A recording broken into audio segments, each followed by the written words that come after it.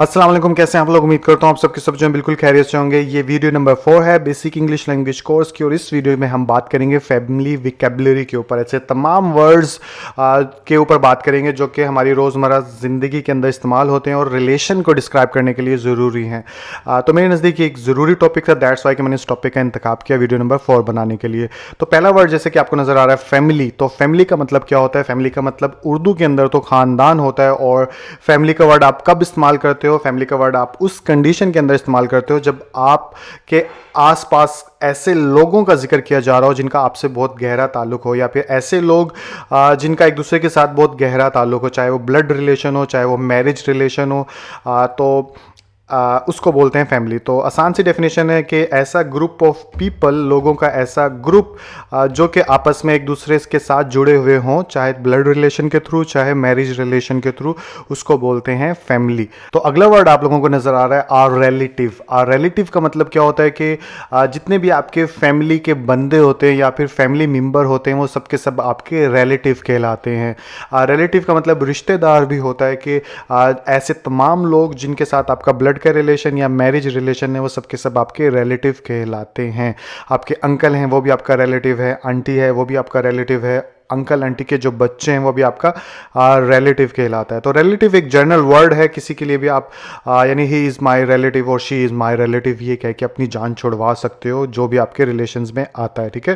तो एक ये वर्ड हो गया। आगे चलें तो नेक्स्ट टू किन एक वर्ड आ जाता है। कुछ दिनों पहले जो है मैं एक फॉर्म फिल कर रहा था, उस फॉर्म को फिल करने लगा तो एक वर्ड यही मुझे लिखा हुआ मिला, नेक्स्ट टू किन। तो मुझको नहीं पता था इसका मतलब क्या होता है, लेकिन अब मैं जब वीडियो बनाने लगा तो मैंने सोचा आप लोगों के लिए ये वर्ड में रखूं।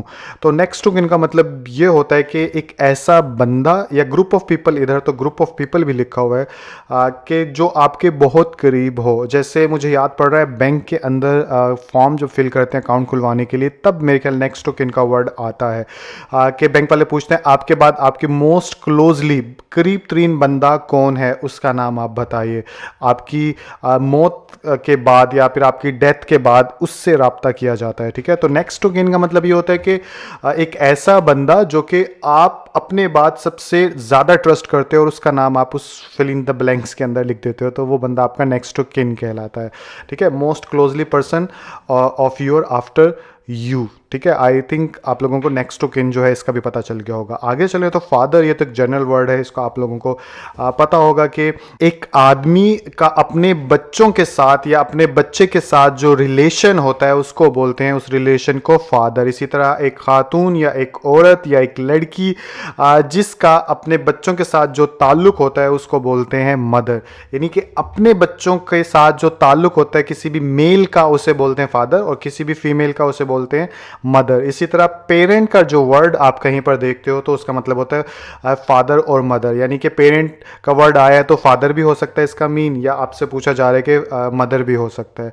हस्बैंड का मतलब क्या होता है कि जब शादी होती है, मैरिज होती है, वो दो लोगों के दरमियान होती है। एक उसमें मेल पार्टनर होता है और एक फीमेल पार्टनर होती है।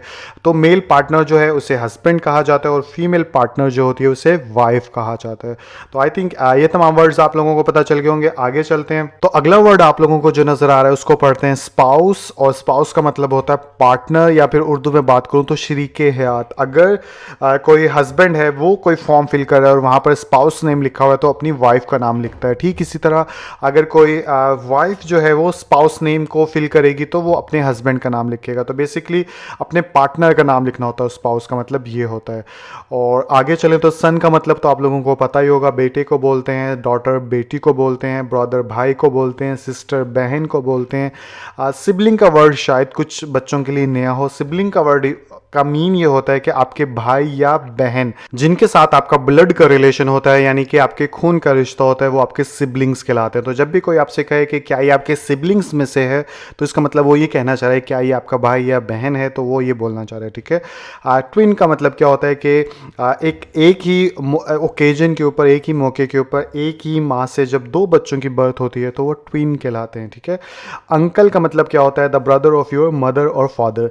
आपके वालिद या वालदा अब्बू या अम्मी का जो भाई होता है उसे अंकल कहा जाता है। और उर्दू में अंकल चचा और ताया का वर्ड भी, यानी इंग्लिश में सिर्फ अंकल बोल दिया जाता है, उर्दू में बड़े भाई जो हैं आपके अब्बू के उनको ताया बोला जाता है और छोटे भाई जो हैं उनको चचा बोला जाता है। ठीक इसी तरह आंट का वर्ड जो होता है इसका मीन भी यही होता है कि आपके अम्मी या अब्बू की बहन। अब जैसे अम्मी की बहन जो होती है वो खाला कहलाती है, लेकिन इंग्लिश में हम आंट ही पढ़ देते हैं। इसी तरह अब्बू की बहन फुप्पो कहलाती है, लेकिन इंग्लिश में हम उसे आंट ही बोल सकते हैं। तो इंग्लिश में सिर्फ आंट का वर्ड काफ़ी होता है इन सब रिलेशन के लिए जो भी अभी बताए हैं। आगे चलें तो नेफ्यू। नेफ्यू का मतलब ये होता है कि आपके भाई या बहन का जो बेटा होता है उसे नेफ्यू कहा जाता है।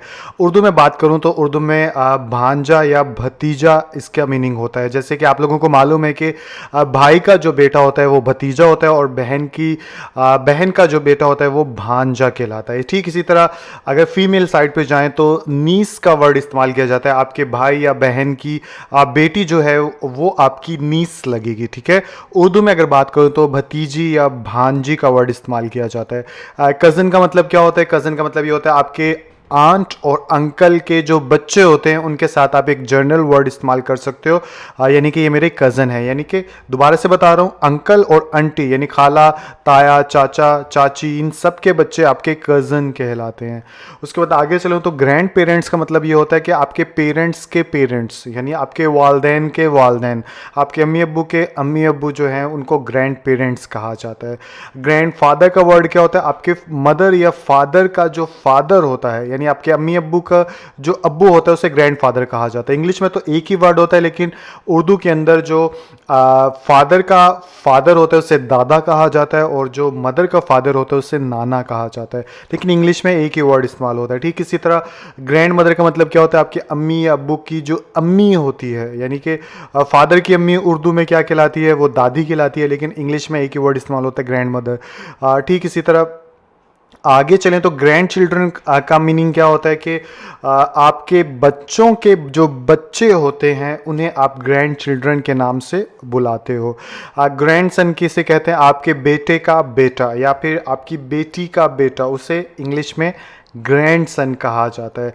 आगे चलें तो अब हम बात करेंगे इन लॉज के ऊपर। इन लॉज का मतलब होता है ऐसे रिश्ते जो कि आपकी शादी के बाद बने हैं, या फिर हस्बैंड और वाइफ्स के रिलेटिव्स, रिश्तेदार जो होते हैं वो आपके इन लॉज कहलाते हैं। दोबारा से बता रहा हूँ, आपकी वाइफ यानी हस्बैंड और वाइफ के जो रिलेशंस होते हैं, रिलेटिव्स होते हैं, रिश्तेदार होते हैं, वो आपके इन लॉज कहलाते हैं। उनमें कौन कौन से वर्ड आ जाते हैं? जैसे जब मदर इन लॉ की बात करूं तो मदर ऑफ योर स्पाउस, आपका जो पार्टनर होता है, चाहे वो हस्बैंड की शक्ल में चाहे वो वाइफ की शक्ल में, उसकी मदर जो है आपकी मदर इन लॉ कहलाती है। ठीक इसी तरह उसके फादर जो होते हैं स्पाउस के, वो फादर इन लॉ कहलाते हैं। जैसे उर्दू में अगर बोलूँ तो ये मदर इन लॉ का मतलब सास होता है और फादर इन लॉ का मतलब ससुर होता है। आगे अगर चलें तो सन इन लॉ आ गया। सन इन लॉ का मतलब क्या होता है? The husband of your daughter, आपकी जो बेटी होती है उसका जो हस्बैंड शोहर होता है उसे बोलते हैं सन इन लॉ, जिसे दामाद भी कहा जाता है। जबकि डॉटर इन लॉ का मतलब क्या होता है? The wife of your son, आपके बेटी की बीवी जो होती है, वाइफ होती है, वो आपकी डॉटर इन लॉ कहलाती है, जिसे उर्दू में बहू कहा जाता है। आगे चलें तो ब्रदर इन लॉ का मतलब क्या होता है? The husband of your sister, यानी आपकी बहन का हस्बैंड जो होता है वो आपका क्या कहलाता है? ब्रदर इन लॉ कहलाता है, जिसे उर्दू में बहनोई भी कहा जाता है। इसी तरह साला जो होता है यानी आपकी वाइफ का भाई, उसको भी ब्रदर इन लॉ कंसिडर किया जाता है।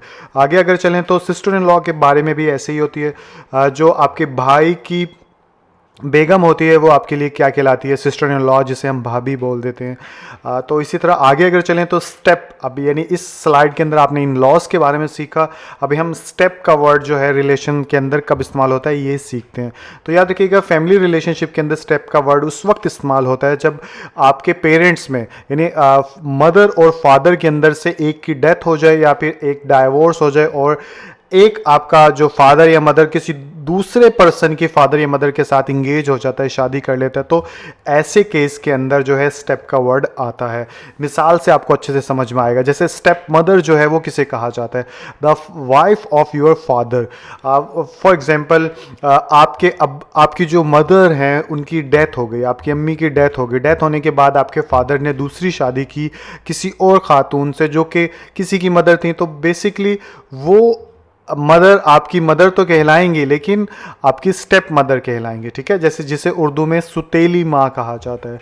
अब आप लोगों को अच्छे से समझ में आ गया होगा। इसी तरह स्टेप फादर, सुतेला बाप। अगर आपकी वालदा जो है, आपके फादर, आपके जो बायोलॉजिकल फादर थे, उनके मर जाने के बाद या उनसे डाइवोर्स लेने के बाद किसी और से आप शादी करती हैं तो वो बंदा जो है आपका स्टेप फादर कहलाता है, ठीक है। तो स्टेप मदर, स्टेप फादर के बारे में दोनों में एक चीज़ कॉमन होती है, ये आपके बायोलॉजिकल मदर या फादर नहीं होते, बस क्योंकि शादी की जाती है इसलिए बन जाते हैं। आगे चलूँ तो स्टेप सन का वर्ड आप लोगों को नजर आ रहा है, सुतेला बेटा। ये कब होता है? जब कोई भी आदमी किसी औरत से शादी करता है और उस औरत का या उसकी होने वाली बेगम का पहले से कोई बेटा होता है तो वो स्टेप सन कहलाता है। ठीक इसी तरह कोई लेडी, कोई खातून, कोई औरत जो है किसी आदमी से शादी करती है और उस आदमी का जो पहले से बेटा होता है वो उस औरत के लिए स्टेप सन कहलाता है, ठीक है। बायोलॉजिकल सन नहीं होता, क्योंकि शादी करते हैं तो सन बन जाता है। ठीक इसी तरह स्टेप डॉटर की भी यही कहानी है कि जब कोई आदमी किसी खातून से शादी करता है और उस खातून की पहले से कोई बेटी होती है तो वो स्टेप डॉटर कहलाती है। और उसके बाद वर्ड आ जाता है स्टेप सिस्टर का। स्टेप सिस्टर का मतलब क्या होता है उर्दू में? सुतेली बहन।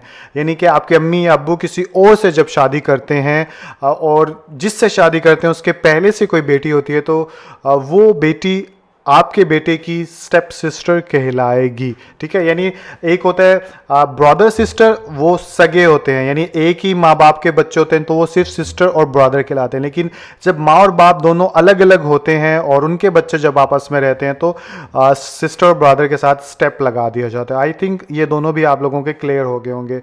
उसके बाद वर्ड आ जाता है हाफ ब्रदर। ये हाफ ब्रदर की टर्म कब इस्तेमाल होती है? जब लड़का और लड़की में दोनों के पेरेंट्स में से एक पेरेंट कॉमन हो। वो मदर भी हो सकती है, वो फादर भी हो सकती है। यानी किसी भी लड़की का हाफ ब्रदर उस वक्त होगा जब लड़का और लड़की दोनों के फादर या मदर दोनों में से एक सेम हो। मिसाल के तौर पर अगर लड़की का फादर जो है वो दूसरी शादी करता है और दूसरी शादी करने के बाद जो है दोबारा से उसका कोई बेटा होता है तो बेसिकली दोनों में वालिद तो सेम हो गया ना, दोनों में फादर तो कॉमन हो गया।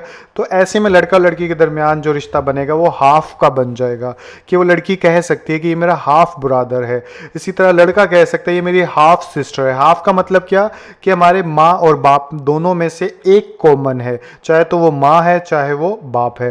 तो कोशिश मैंने की है समझाने की, अगर नहीं समझ में आई तो थोड़ा सा सोचने की कोशिश कर रही है कि दोबारा से बोल रहा हूँ, ऐसा लड़का और लड़की जिनके दोनों के माँ या बाप सेम होते हैं तब हाफ का वर्ड आता है, ठीक है।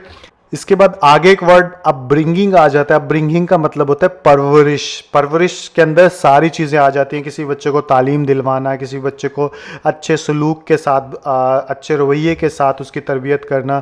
तो अपब्रिंगिंग, परवरिश करना, कि स्पेशली माँ बाप जो होते हैं वो किसी बच्चे को बड़ा कर रहे हैं, जवान होने तक की जो तालीम देते हैं या जो रवैया देते हैं, जो से कल्चर देते हैं, वो सारा अपब्रिंगिंग के अंदर आ जाते हैं। इसी तरह अडॉप्ट का मतलब क्या होता है? अडॉप्ट का मतलब होता है कि आप किसी और के बच्चे को अपनी फैमिली का हिस्सा बना लेते हैं और उस एज अ मदर फादर उसकी टेक केयर करते हैं, उसका ख्याल करते हैं, और ये लीगली आप करते हैं। आप लीगली यानी कानूनन तौर पर आप किसी और के बच्चे को अपना नाम देते हैं तो उसे भी अडॉप्ट कहा जाता है। फोस्टर का मतलब ये होता है कि आप किसी और के बच्चे को अपनाते तो हो लेकिन लीगली उसे अपना नाम नहीं देते, बस एक लिमिटेड टाइम तक, एक कुछ अरसे तक आप उसे बड़ा करते हो, उसे तालीम दिलाते हो, अपने बच्चों की तरह ख्याल रखते हो और उसके बाद दोबारा से उसे उनके पेरेंट्स के पास भेज देते हो। तो ये यानी कि नॉट लीगल, लीगली तौर पे आप उसे अपना बच्चा नहीं बनाते लेकिन उसका ध्यान रख के उसे बड़ा करते हो, आप ये समझ लीजिए। सिंगल पेरेंट का मतलब ये होता है कि जब कोई भी मदर या फादर अकेले किसी बच्चे की तरबियत करते हैं तो ऐसे में सिंगल पेरेंट का वर्ड इस्तेमाल किया जाता है। जनरेशन का मतलब ये होता है कि किसी भी फैमिली के अंदर जैसे होता है कि चचा के बच्चे या ताए के बच्चे या तो एक ही उम्र के जो यानी छोटे बड़े बच्चे होते हैं और वो एक साथ बड़े हो रहे होते हैं, तो किसी भी फैमिली के अंदर वो जनरेशन कहलाती है। जनरेशन मतलब एक ही मिलती जुलती उम्र के बच्चे किसी भी फैमिली के अंदर हों तो उसे जनरेशन कहा जाता है। आगे अगर चलें तो चाइल्डहुड का मतलब होता है बचपन, यानी कि आपके जो बचपन का वक्त होता है वो चाइल्डहुड कहलाता है। आगे अगर चलें तो फैमिली बैकग्राउंड का वर्ड आप सुनते हो। फैमिली बैकग्राउंड से मुराद ये होता है कि आपकी जो ख़ानदान है उसकी एजुकेशन क्या है, उसका सोशल स्टेटस क्या है, या फिर इस तरह की चीज़ें आ जाती हैं, कहाँ रहते थे, क्या करते थे, आपके वालिदैन जो हैं, आपके दादा जो हैं, वो उनका प्रोफेशन क्या था, ये सारी फैमिली बैकग्राउंड के अंदर आ जाता है। आगे अगर चलें तो फैमिली गैदरिंग या फैमिली गेट टुगेदर का वर्ड भी इस्तेमाल करते हैं, जब हम सारे घर वाले रिलेटिव्स एक जगह इकट्ठे होते हैं, कोई इवेंट क्रिएट करते हैं, तो उसे फैमिली गेट टुगेदर कहा जाता है। आगे अगर चलें तो फैमिली टाइज जो है वो किसे कहा जाता है, the sense of connection between family members, यानी कि जो फैमिली मेम्बर्स होते हैं, जो आपके रिलेटिव्स होते हैं, उनके दरमियान आप कोई ख़ास असूल ज़ाब्ता रख लो और उसकी बुनियाद पे आप उस रिश्ते को आगे लेकर चलते हो, तो वो फैमिली टाइज कहलाते हैं।